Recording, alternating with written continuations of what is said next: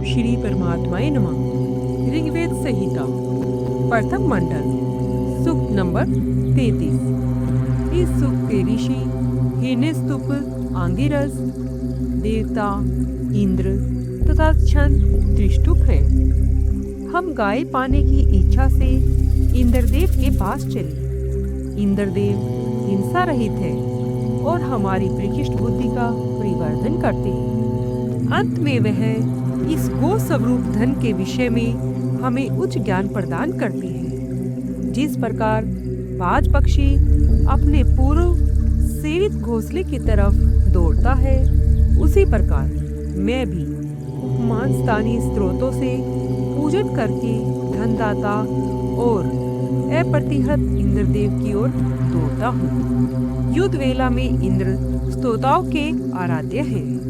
समस्त सेनापति पीठ पर धनुष लगाए हुए हैं। स्वामी स्वरूप इंद्रदेव जिसे चाहते हैं उसके पास गोए और धन सभी को भेजते हैं। उच्च बुद्धिशाली इंद्रदेव हमारी धन प्राप्ति की इच्छा पूर्ण करने में आप वैश्य की तरह विनिमय जैसा व्यवहार न करें। हे इंद्रदेव, शक्तिशाली मरुतों से युक्त हो रहकर भी आपने अकेले ही धनवान और चोर वृत्त का कठिन वज्र द्वारा वध कर दिया। जब उसके अनुचरों ने आपके ऊपर आक्रमण किया, तब यज्ञ विरोधी उन दानवों का आपने वध कर दिया। हे इंद्रदेव, याजकों के द्वारा द्वेष करने वाले अयाकिक अपना मुंह छिपाकर भाग गए। हे अश्व अधिष्ठित इंद्रदेव, आप युद्ध में अटल व प्रचंड सामर्थ्यवान हैं।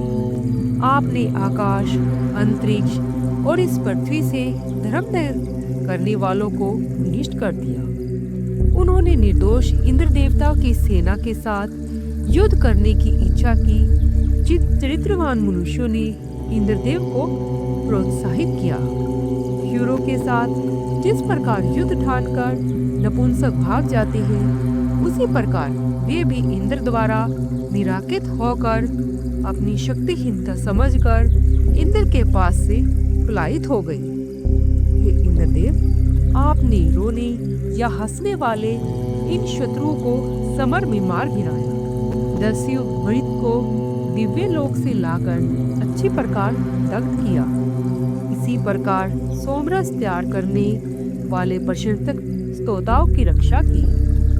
उन वृतानुचरों के पृथ्वी को आच्छादित कर डाला और सुवर्ण और मणियों से भी वे संपन्न हो गए, परंतु वे इंद्रदेव को नहीं जीत सके। इंद्रदेव ने उन विध्वंसकर्ताओं को सूर्य द्वारा तिरोहित कर डाला।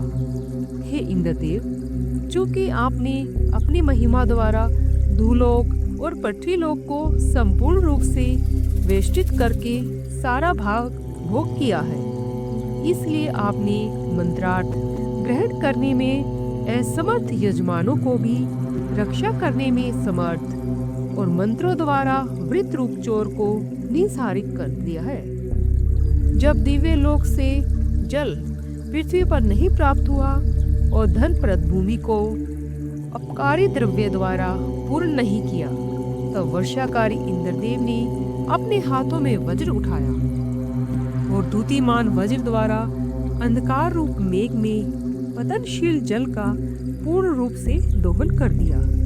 प्रकृति के अनुसार जल बहने लगा, किंतु वृत्त नौकागम्य नदियों के बीच में बढ़ा। तब इंद्रदेव ने महाबलशाली और प्राण संहारी आयुध द्वारा कुछ ही दिनों में स्थिर मना वृत्त का वध कर दिया। गुफा की भूमि पर सोए हुए वृत्त की सेना को इंद्रदेव ने विध किया और रिंगी द्वारा जघोषक वृत्त को विविध प्रकार से ताड़ना दी। इंद्रदेव, आपने संपूर्ण वेग और बल से शत्रु सेना का संहार किया। इंद्रदेव का कार्य साधक वृज शत्रु को लक्ष्य कर गिरा था। इंद्र ने तीक्ष्ण और श्रेष्ठ आयुध द्वारा वृत्त के नगरों को विविध प्रकार से छिन्न-भिन्न किया। अंत में इंद्र ने वृत्त पर वज्र द्वारा आघात किया और उसे मारकर भले भांति अपना उत्साह बढ़ाया। हे इंद्रदेव, आप जिस कुसुत ऋषि की स्तुति चाहते हो, उसी कुसुत की ओर आपने रक्षा की थी। आपके घोड़ों के सुमों से पतित धूली धूलोक तक फैल गई थी। शत्रु भय से जल में मगन होकर भी शयतान ऋषियों के मनुष्यों में अग्रणी होने की अभिलाषा से आपके अनुग्रह से बाहर निकले आए थे। हे इंद्रदेव, सौम्य, श्रेष्ठ और जलमगन श्वेत्र ने क्षेत्र प्राप्ति के लिए आपने उनको बचाया था।